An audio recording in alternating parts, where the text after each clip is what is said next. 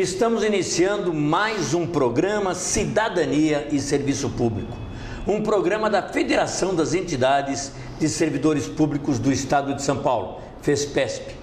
Um programa que conversa com você, cidadão, com você, servidor público. E hoje a nossa conversa é com o deputado estadual Carlos Gianazzi.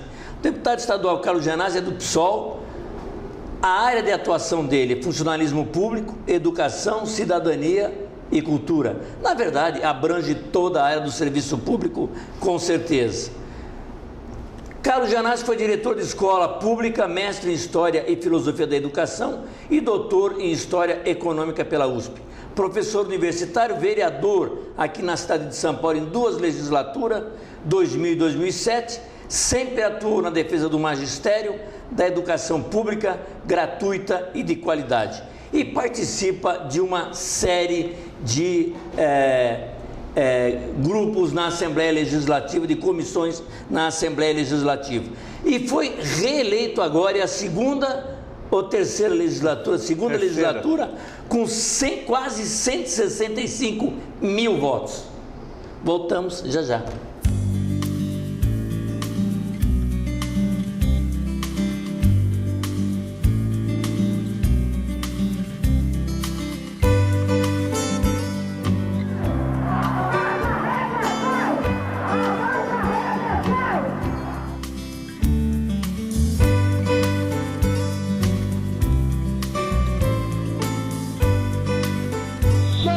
Pedindo aquilo que nos é de direito.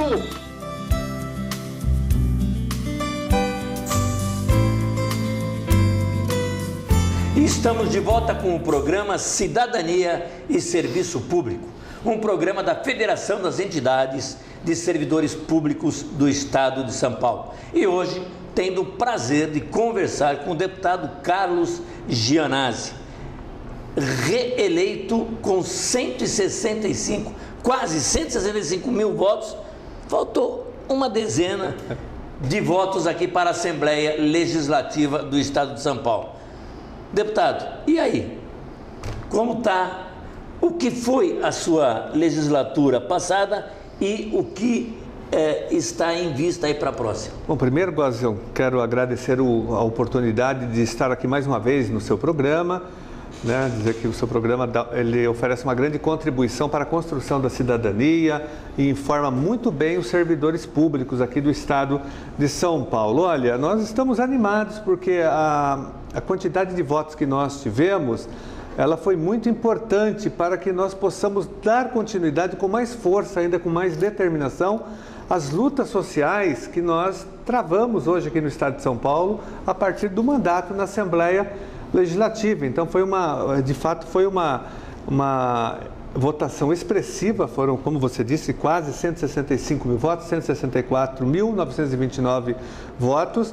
Na nossa campanha foi uma campanha alternativa, uma campanha feita sem recursos, sem financiamento de empresa privada, nós não recebemos uma única doação, então foi uma campanha de militância. Então, não só pela quantidade, mas pela qualidade desses votos, que são votos críticos de pessoas engajadas e militantes das áreas sociais. Então, nós estamos terminando um mandato, uma legislatura de muitos embates, em vários movimentos sociais, na área da educação, na área da saúde pública, na segurança pública, na defesa dos servidores públicos do Estado de São Paulo. E agora nós vamos dar continuidade a essas lutas que virão aí pela frente em 2015, que vai ser um ano difícil, Gozi, porque vai ser o ano do ajuste fiscal. Então nós vamos fazer enfrentamentos para não perder direitos que nós conquistamos historicamente ao longo das nossas lutas sindicais.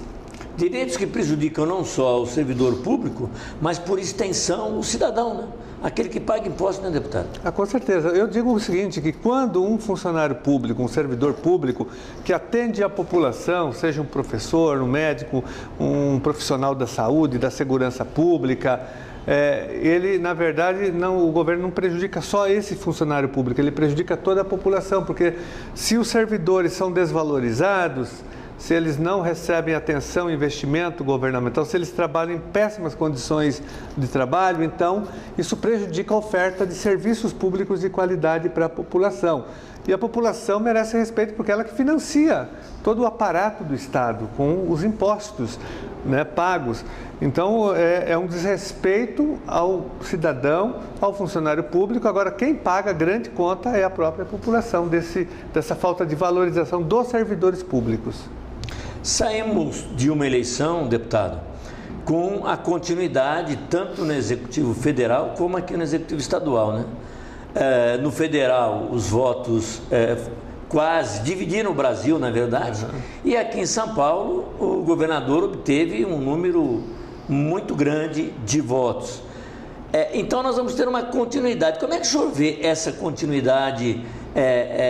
Você até colocou aí que já começou a questão de juros subindo, de gasolina. Como é que você vê isso no Executivo e no Estadual? Olha, aqui no Executivo Estadual a situação é muito grave, Góes, porque nós já vamos ter 20 anos do PSDB governando ou desgovernando o Estado de São Paulo, né? E nós tivemos o fracasso das políticas públicas do PSDB aqui, do tucanato aqui do Estado de São Paulo, na área da segurança, um verdadeiro caos que nós estamos vivendo, né? Aumento da criminalidade, falta de investimento na educação pública, com as nossas escolas sucateadas, com a carreira do magistério totalmente destruída pelo governo, na área da saúde, os nossos equipamentos todos privatizados, na área do sistema carcerário, hoje onde as penitenciárias se transformaram em verdadeiros escritórios do crime organizado. Então, houve uma falência das políticas públicas do Estado de São Paulo, só que esse mesmo partido vai continuar governando o Estado de São Paulo. Eu repito muito aqui a frase do Vladimir Safatli, que é o professor de filosofia da USP e articulista do jornal Folha de São Paulo, que ele diz que São Paulo se transformou no Tucanistão. Tucanistão é o nome do Estado de São Paulo agora, porque esse tucanato controla 20 anos e vai controlar mais agora, por conta da reeleição do governador Geraldo Alckmin. Péssimo para nós a situação aqui, porque não houve alternância nenhuma do poder aqui, do aparelho do Estado, nesse prazo de 20 anos. Então é muito grave a situação, principalmente para os servidores públicos, porque o governo do PSDB é um governo contra os servidores públicos. Ele atua nas suas políticas salariais contra os servidores, introduzindo políticas de arroxo, de compressão dos salários, que vem prejudicando não só os trabalhadores da ativa, mas os aposentados e pensionistas também. Então, um quadro muito ruim esse do ponto de vista do Executivo e do ponto de vista federal. Agora, a presidente Dilma vai ter que tomar algumas atitudes em relação ao combate às desigualdades sociais, porque o Brasil não pode mais ficar do jeito que ele está hoje. É um país estrangulado que entrou em colapso, a economia parou de crescer. Nós temos no Congresso Nacional uma situação muito difícil hoje do ponto de vista da governabilidade, porque uma governabilidade que exige o loteamento de cargos, os deputados só apoiam o governo federal com o loteamento, com a concessão de ministérios, de estatais, enfim. Então é uma situação difícil, essa situação que nós vamos viver de agora em diante, tanto no plano federal, com a presidente Dilma, como também aqui com o governador Geraldo Alckmin. O governador Geraldo Alckmin aqui terá uma facilidade um pouco maior de aprovar o que ele quiser, né, deputado? Porque eram 26 deputados de oposição. 29. E agora são 18. Exatamente. A bancada de oposição caiu para 18 hoje, né? Quer dizer, para a nova legislatura. Então, nós vamos precisar cada vez mais da luta da sociedade civil organizada, dos sindicatos, dos servidores públicos mobilizados para pressionar a Assembleia Legislativa a votar os projetos de interesse da população, porque se depender da correlação de forças da Assembleia Legislativa, a oposição será esmagada pelo rolo compressor do governo estadual, do governador Geraldo Alckmin. Então, nós fazemos um chamamento público aos movimentos sociais para que pressionem a Assembleia Legislativa para que nós possamos ter vitórias em votações importantes, estratégicas para a população e, sobretudo, no caso aqui, dos servidores públicos. Mesmo os deputados da Assembleia, a maioria que estarão com o governador, a sociedade exigindo na rua, na Assembleia, muda alguma coisa, deputado? Muda muito, como em 2013, com as grandes manifestações de junho, as jornadas de junho, por exemplo, onde milhões de pessoas foram às ruas, principalmente aqui em São Paulo, nós conseguimos baixar a tarifa de metrô e de trens da CPTM, graças àquela grande mobilização. O governador, no primeiro momento, tripudiou as manifestações, né, ironizou, não respeitou e disse que jamais iria reduzir o valor das passagens tanto do metrô como dos trens da CPTM. Com as grandes mobilizações, o governo recuou, não só o governador aqui, como também o próprio prefeito Haddad foi obrigado a recuar porque teve o mesmo comportamento do governador Alckmin, né, antes das grandes manifestações também, desqualificando o movimento social organizado. Então, o que muda é sempre a manifestação popular, a manifestação social. Ela é o verdadeiro motor da mudança. Sem essa mobilização, nós não vamos ter vitórias nem para a população e muito menos para os servidores públicos. E com essa mobilização de rua, o Executivo Federal encaminhou uma lei, tenta discutir uma forma de abraçar esses movimentos de rua, como que oficializando esses movimentos de rua. O que o senhor acha disso? É o famoso projeto dos conselhos, né? Que tramita, que está sendo discutido em Brasília. Eu acho perigoso institucionalizar, porque nós sabemos que uma parte aí do governo federal, uma parte considerável do PT, na verdade, deseja instrumentalizar os movimentos sociais. Essa é a verdade. Eu acho importante que nós tenhamos a democracia participativa, né, que já consta, já está inscrita na nossa Constituição Federal. Nós temos os referendos, os plebiscitos, né, nós temos já mecanismos legais de participação, a existência dos conselhos. Agora, nós temos que tomar cuidado, nós defendemos os conselhos populares, né? Agora, nós temos uma preocupação que é essa tendência do governo federal em instrumentalizar esses movimentos sociais, como já fez com a CUT. A CUT hoje está totalmente domesticada, instrumentalizada pelo governo federal. A União Nacional dos Estudantes, não representa mais nada para o Brasil, não luta mais pelos estudantes brasileiros, porque ele virou uma entidade, linha auxiliar do PT, do governo Dilma. Não serve para mais nada. Hoje, a União Nacional dos Estudantes, apenas para consolidar e referendar as políticas do governo federal. A CUT, parte do MST também foi cooptado pelo governo federal. Então, nós temos que tomar cuidado. Vários sindicatos se venderam, né, aderiram à política do governo federal, são instrumentalizados e tantos outros movimentos sociais. Então, a nossa preocupação é que os movimentos devem ser independentes. Portanto, como o senhor vê a questão de uma reforma política, da necessidade ou não dessa reforma, e como o senhor acha que ela deveria acontecer, se necessária? Já é muito tarde uma reforma política eleitoral no Brasil, ela já deveria ter sido feita há muito tempo. Acho importante que a sociedade pressione o Congresso Nacional para que haja uma reforma política. Eu acho que o principal tema hoje, sem dúvida nenhuma, é a questão do financiamento das campanhas eleitorais. É o ponto mais debatido e mais polêmico hoje. Tanto é que é um tema que já está sendo debatido no Supremo Tribunal Federal. Já houve o início de um processo de discussão e votação e já praticamente a decisão está dada pelo Supremo, porque 6 ministros, dos 11 ministros, 6 ministros já votaram contrariamente ao financiamento privado de campanha. Mas, infelizmente, o ministro Gilmar Mendes sentou em cima do processo, né, deu uma engavetada no processo e a discussão foi paralisada. Mas, em tese, pelos pareceres já dados, já ganhou a tese do fim do financiamento privado de campanha no Brasil.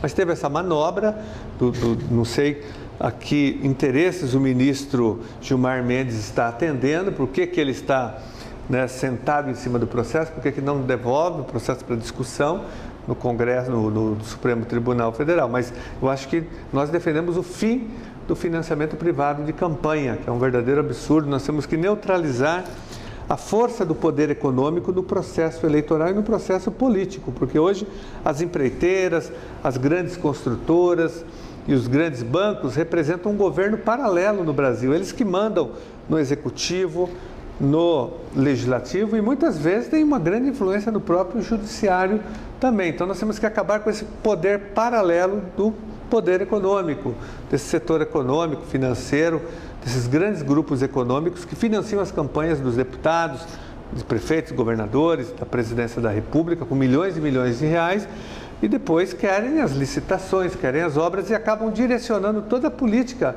pública brasileira, né? Eu digo que esses grupos econômicos não só financiam as campanhas, mas depois financiam os mandatos de muitos parlamentares no Brasil, determinando como que eles devem se comportar, né? Ficam presos, na verdade. Exatamente. Nós temos o caso mais conhecido, que foi o caso do Renan Calheiros, naquele episódio da Mônica Veloso, que ele foi financiado pela empreiteira e depois a vida dele era financiada também, a vida pessoal, a empreiteira que pagava as contas, né, daquela relação que ele tinha com a Mônica Veloso. Então isso mostra o poderio econômico desses grupos que representam um verdadeiro poder paralelo do Brasil. Então nós temos que cortar o mal pela raiz, acabando com o financiamento privado de campanha. Esse ponto é fundamental na reforma política, na reforma eleitoral. E essa reforma, o senhor acha que ela poderia vir como plebiscito ou seria uma discussão no Congresso, referendada apenas depois pela população? Não, acho que tinha que ser um plebiscito, porque nesse Congresso nós não podemos confiar em nenhuma hipótese. Esse Congresso jamais faria uma reforma política eleitoral que beneficiasse o Brasil, né? Então nós temos que ter um outro mecanismo, porque esse Congresso é um Congresso totalmente contaminado, viciado, que vai defender os seus próprios interesses. Então não há a mínima possibilidade de uma reforma política eleitoral dentro desse Congresso Nacional. Acho que o plebiscito talvez fosse a melhor saída para esse momento. Surgiu até uma outra ideia aí no sentido de eleger uma mini constituinte para fazer essa reforma. Funcionaria? Acho que sim, viu? Qualquer mecanismo que não seja pelo Congresso seria importante, como uma mini constituinte. Votar com independência. Com independência, né? Uma Assembleia Nacional Constituinte, mesmo que pequena, com outro caráter, mas independente, né? E com esse tema específico. Seria o melhor dos mundos para nós, para o Brasil hoje. A questão das CPIs aí, do dinheiro que correu aí veja bem, não só federal, né? Por exemplo, fala-se da história do metrô, da corrupção no metrô. Isso aí parece que ficou até esquecido, né, deputado? E também da Petrobras. Como é que se resolve isso? Nós temos vários episódios de corrupção, tanto no governo estadual como no governo federal. Aqui nós temos o Trençalão, em Brasília nós temos o Petrolão, que é esse escândalo da Petrobras, né? Ambos são gravíssimos, né? Ambos canalizaram muito dinheiro público para a corrupção, para o pagamento de propina, né? Beneficiando empresários e agentes públicos do alto escalão, deputados, tem muitos deputados envolvidos. Agora tem que ter uma investigação rigorosa. Nós defendemos as CPIs aqui em São Paulo, infelizmente não passa uma CPI para investigar o governo Alckmin. Nós não conseguimos instalar, que a base de governo obstrui todas elas. Mas o caso do Trençalão é um caso gravíssimo hoje aqui no estado de São Paulo. Milhões e milhões de reais foram desviados, né, do orçamento do transporte público para esse verdadeiro cartel que foi organizado aqui com as empresas Siemens, com a Alstom e tantas outras, beneficiando não só essas empresas multinacionais, mas sobretudo aqui agentes públicos do alto escalão, né, deputados, secretários, ex-secretários. As denúncias são gravíssimas. Em Brasília, o escândalo da Petrobras, que é um caso grave também, né, um caso de repercussão internacional. Nós defendemos uma apuração rigorosa, tanto no Petrolão, Petrobras, como também aqui no Trençalão do PSDB. Falar em CPI, o senhor, deputado, entrou com uma CPI da questão da água aqui no estado de São Paulo, né? A falta de informação do governo para a população, é isso? Na verdade, nós assinamos um pedido de CPI, mas ele não prosperou porque nós não conseguimos as 32 assinaturas por conta da obstrução do governo que não assina. E eu também entrei com mais 2 medidas, entrei com uma medida, essa aí é uma coletiva, essa aí foi, na verdade, eu assinei o pedido de CPI. Agora, eu entrei mesmo, foi com requerimentos convocando a presidente da Sabesp, a Dilma Pena, não a presidente, Dilma Tucana, sim, né? Não a Dilma petista, a Dilma Tucana, para depor em várias comissões, e também o secretário de Recursos Hídricos, para que eles venham explicar a crise do abastecimento de água do estado de São Paulo, que é grave. E, ao mesmo tempo, após o vazamento das fitas com os áudios de uma reunião importante da Sabesp, onde a presidente da Sabesp, Dilma Pena, disse que a situação era muito grave e que ela não tomou nenhuma providência no sentido de alertar a população, porque foi orientada pelo próprio governo, pelos seus superiores. O superior dela é o governador Geraldo Alckmin. E o diretor da Sabesp, o Paulo Massato, que é responsável pela região metropolitana, disse que a situação era tão grave que nós, aqui da cidade de São Paulo, teremos que tomar banho em Ubatuba, em Santos, em Águas de São Pedro, porque não vai ter mais água aqui em São Paulo. Então vazou essa fita, mas, sobretudo, eles ali responsabilizam diretamente o governador Geraldo Alckmin. Então nós entramos com um pedido de cassação do mandato. Lógico que ele não vai ser cassado, porque a Assembleia Legislativa não vai autorizar, mas é uma forma de fazer um protesto, de fazer uma denúncia em relação a isso. O governador Alckmin colocou o calendário eleitoral na frente da crise e de um trabalho de conscientização da população, e também colocou na frente do abastecimento de água os interesses dos acionistas da Sabesp. A Sabesp canaliza 500 milhões de reais por ano para os acionistas, as pessoas que investem na Bolsa de Valores de Nova York. Então, são 500 milhões por ano que não são canalizados para a realização de obras de captação e de novos mananciais aqui. Por isso que a população de São Paulo está nesse verdadeiro caos e pode ficar pior a situação se não chover brevemente. Situação gravíssima. Conversamos no nosso programa de hoje com o deputado estadual Carlos Gianazzi, que no seu segundo mandato obteve quase 165 mil votos. Mas nós não paramos aqui não, ele vai continuar conosco, que nós vamos entrar num próximo programa, no próximo domingo, continuando a conversa com o deputado Carlos Gianazzi. Fique agora com o nosso noticiário.